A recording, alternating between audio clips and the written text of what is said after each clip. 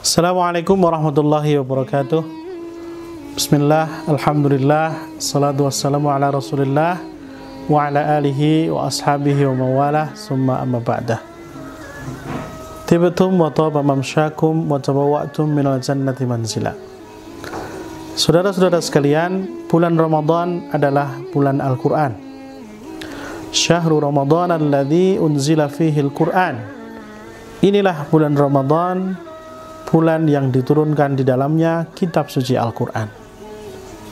Oleh karena itu, kalau kita ingin mendapatkan kemuliaan yang maksimal dari bulan Ramadan, maka maksimalkan pula interaksi kita terhadap kitab suci Al-Quran. Semakin baik interaksi kita terhadap Al-Quran, insya Allah akan semakin bagus juga pahala dan kemuliaan yang kita dapatkan di bulan Ramadan ini. Lalu seperti apa cara kita mendapatkan kemuliaan dengan Al-Quran? Mari kita sebutkan secara ringkas ya. Pertama, at-tilawah. Kita baca. Membaca Al-Quran itu pahalanya luar biasa. Satu huruf kita baca itu mendapatkan satu kebaikan yang dilipatkan 10 kali. Dan kata lain, satu huruf itu dilipatkan 10 kali pahalanya. Dan kata Rasulullah, wala aqulu alifun harfun, wala aqulu alif lam mim harfun.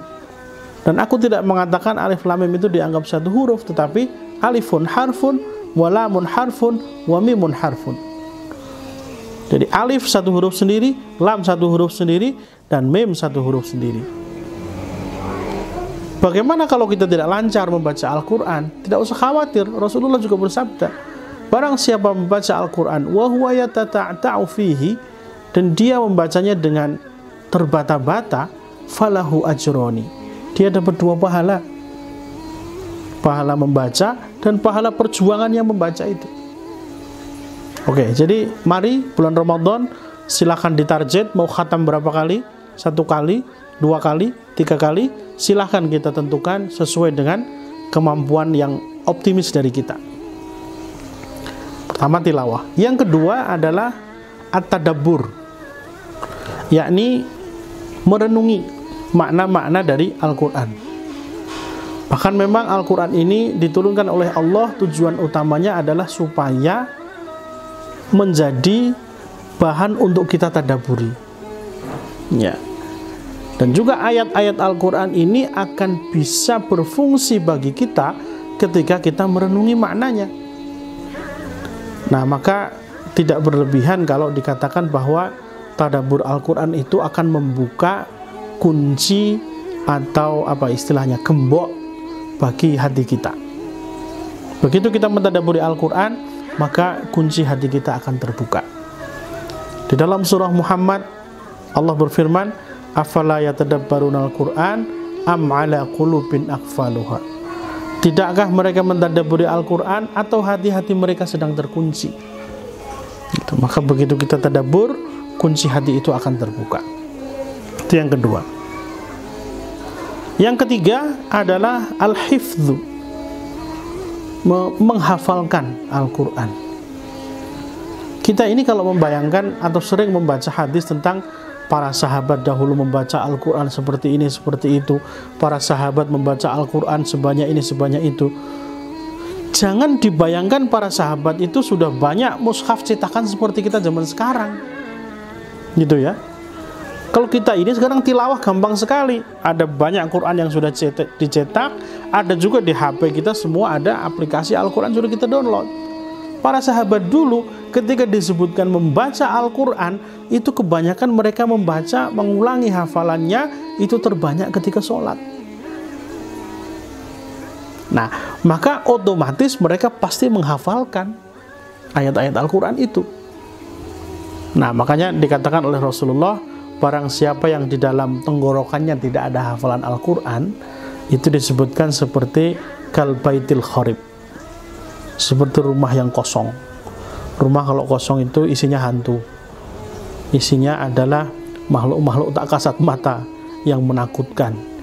Begitu kita isi dengan hafalan Al-Quran, maka badan ini akan berpenghuni.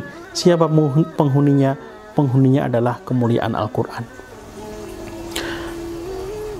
Yang keempat kemudian adalah kalau sudah capek baca, boleh mendengarkan, al-istima'. Dan Rasulullah dahulu ternyata juga sering meminta kepada para sahabat untuk membaca Al-Quran dan beliau mendengarkan. Sampai sahabat Abdullah bin Mas'ud bertanya, wahai Rasulullah, bukankah Al-Quran ini diturunkan kepadamu?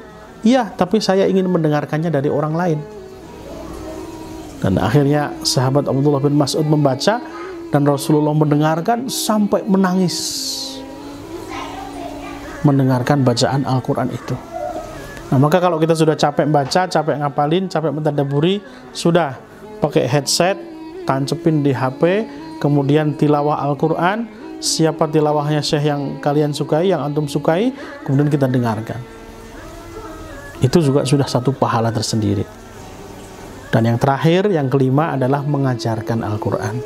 Rasulullah SAW bersabda, khairukum man ta'allamal Quran wa 'allamahu. Sebaik-baik orang adalah yang mempelajari Al-Quran dan mengajarkannya. Ya, oleh karena itu, jangan sungkan-sungkan untuk mengajarkan Al-Quran pada orang lain.